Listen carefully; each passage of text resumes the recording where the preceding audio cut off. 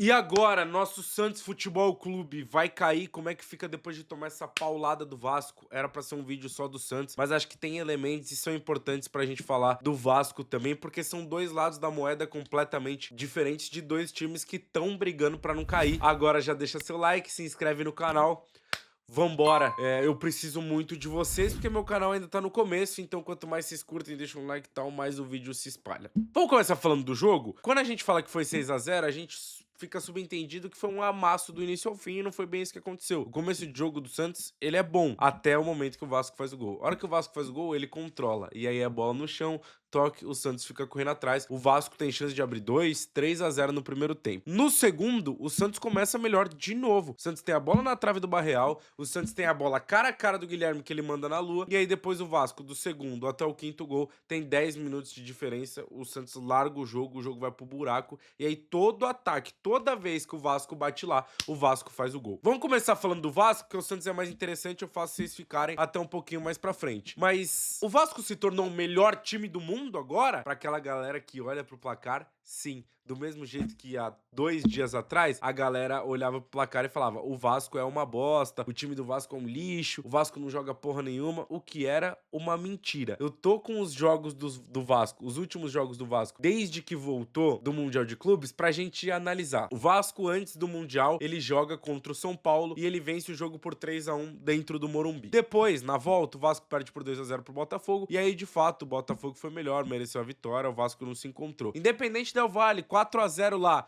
o Vasco começa o jogo muito bem, tem 2, 3 chances de fazer o gol, eu até fiz um vídeo sobre isso, e o Piton é expulso, mata, o Vasco toma 4 a 0. Contra o Grêmio, o Vasco toma um gol no finzinho do jogo, velho. O Vasco tava ganhando, não fez um puta jogo, mas tomou um gol no finzinho. Contra o Independente Del Valle na volta. Um jogo ruim, mas que o Vasco perde 200 chances no primeiro tempo também. Verratti perde gol, Ryan perde gol, e aí começa uma sequência que é boa pro Vasco, e que a gente começa a enxergar a evolução. Então por isso que eu falo, não adianta só olhar pro placar, gente, assiste a porra do jogo. O time do Vasco, ele é bem treinado. O jogo contra o Internacional, o Vasco joga bem, é um jogo aberto, é um franco, depois o Inter vem pra cima, o Léo Jardim é expulso e o Vasco toma um empate. Porra, podia muito bem ter saído com a vitória. Jogo contra o CSA, fora de casa. Aí, pô, é um jogo de merda contra o Mirassol. Foi um jogo completamente maluco, que o Vasco tava bem, aí 2 cagadas, toma 2 gols, vai buscar e depois toma um gol no fim. Contra o CSA em casa, mete o gol, pá, contra o Atlético Mineiro também tem oportunidade de vencer, e contra o Santos faz o 6 a 0.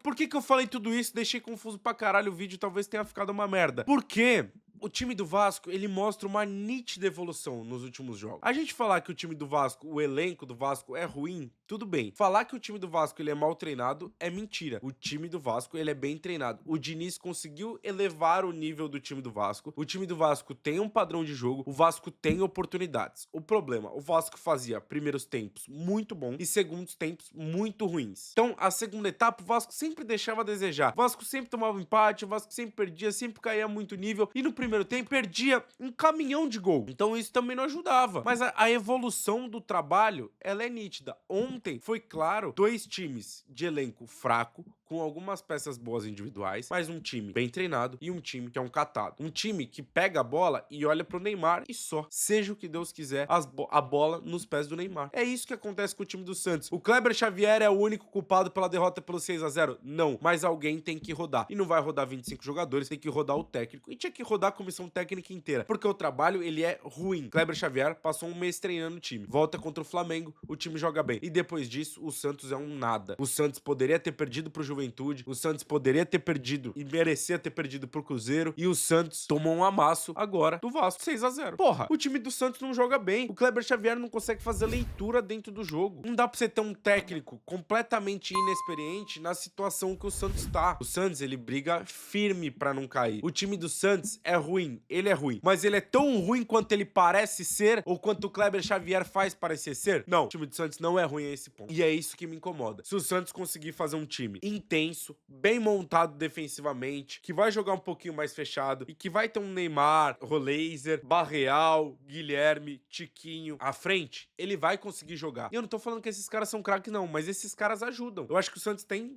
talento, tem peça do meio pra frente que vai conseguir ajudar. É inacreditável o Santos acabar tão mal o primeiro tempo como acabou e ele voltar sem nenhuma mudança pro segundo tempo. O que tá passando ileso e tá me irritando muito é o senhor Marcelo Teixeira, presidente do clube. Nada. A montagem do elenco é dele, gente. A montagem do time é dele. A escolha pelo Kleber Xavier é dele. Ah, mas o Neymar que escolheu a comissão. Mano, então pra que o presidente tá lá? Eu acho que o Neymar sugeriu. Isso eu acho. Agora, os caras têm que falar, mano, não dá pra eu trazer um cara que nunca foi técnico. Porra. E aí, falando sobre o Neymar, né, nesse bolo todo. Eu acho que é loucura a gente colocar ele no mesmo pacote do Marcelo Teixeira, do Kleber Xavier. A gente pode comentar se ele tá jogando bem ou se ele tá jogando mal. E, de certa forma, até achei que ele estaria um nível acima nesse estágio, mas não acho que ele vem fazendo maus jogos. E acho que ele foi um pouquinho abaixo no jogo de ontem, contra o Vasco. Mas, mano, não é ele que monta o time, não é ele que escala. Os caras do lado dele, porra, o Guilherme sai cara a cara com o goleiro, chuta a bola na lua. Então, assim, eu acho que é complicado você jogar o Neymar no mesmo bolo de responsabilidade desses caras. O Neymar é um jogador.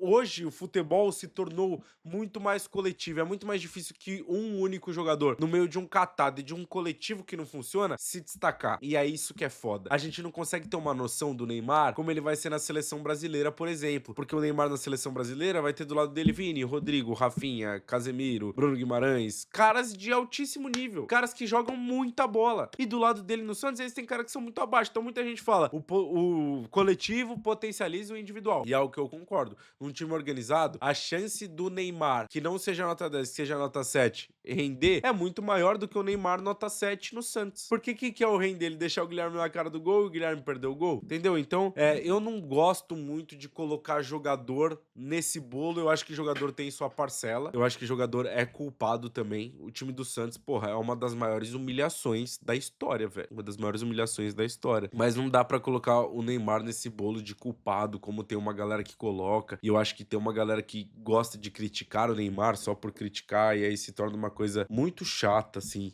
ao longo de todo o diálogo, de toda a discussão. A discussão dele, pra mim, é uma discussão como um jogador estrela que tem que ser cobrado porque ele é o capitão do time e porque ele tem que jogar futebol. Agora, cobrar pela situação que o Santos tá hoje ou por um 6-0, porra, é muito foda você jogar na conta de um jogador de um camisa 10, uma goleada de 6-0. Enfim, é só a minha opinião. E um Vasco que funcionou muito bem sem um Verratti, que era o principal jogador do time. Ah, vamos sacar o Verratti pra sempre. Acho foda. O Verratti é um cara que te entrega 30 gols no ano, que já salvou demais, ele te atrapalha com o pé. Muitas vezes sim, mas muitas vezes também ele compensa na cabeça. Mas ficou no mínimo curioso o David, Ryan e o Coutinho e o Nuno. O que o Diniz fez com o Ryan, porra, é o que ele costuma fazer com a molecada, né? Porra, consegue fazer o moleque jogar bola, atingir um nível foda. O Ryan tá muito bem na mão do Fernando Diniz, ele é o principal jogador desde que o Fernando Diniz chegou. O Nuno Moreira é outro achado da diretoria. E aí a gente tem que falar de um Coutinho. E assim, a partida que o Coutinho fez no Morumbi pode enquadrar, beleza? Porque ele jogou pra caralho. Ele controlou, ele driblou, ele foi buscar a bola no pé, ele lançou, ele deixou o cara na cara do gol, ele fez um golaço de cavadinha, ele jogou pra cacete, irmão. Esquece. O Coutinho jogou muito. O que a gente espera do Coutinho? Que ele faça 15, 20 jogos desse no ano. O Coutinho, talento, bola, era pra ele estar vestindo a camisa da seleção brasileira até hoje. Mas o Coutinho sofreu com lesão, o Coutinho passou por momentos ruins, beleza. Mas eu acho que o Coutinho, ele tem pra onde ir. E essa temporada dele já é muito melhor que ano passado. Ano passado ele chegou, normal, adaptação no meio da temporada. Esse ano a temporada dele já é melhor, já são os melhores números desde 19 e 20. Então o Coutinho tem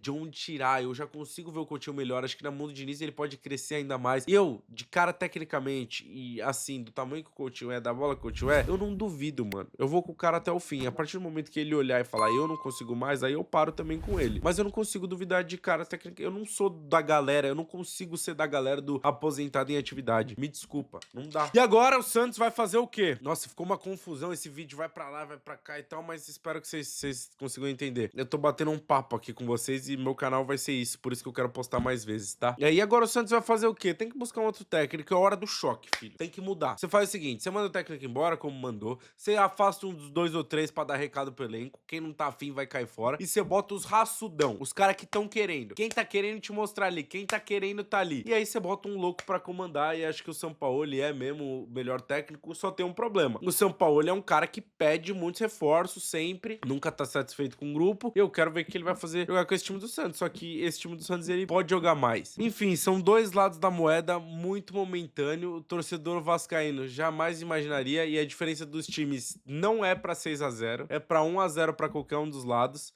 Só que o Vasco tem um trabalho na beira do campo e o Santos não tinha. Por isso que o treinador do Vasco meteu 6-0 e o do Santos caiu. Essa é a minha opinião sobre o jogo de ontem. Pô, se eu estiver esquecendo de alguma coisa, deixa aí nos comentários, manda suas dúvidas e se inscreve no canal, deixa seu like, compartilha com seus amigos, segue em todas as redes sociais, Caio Capita. Tamo junto, rapaziada. Um beijo, fui!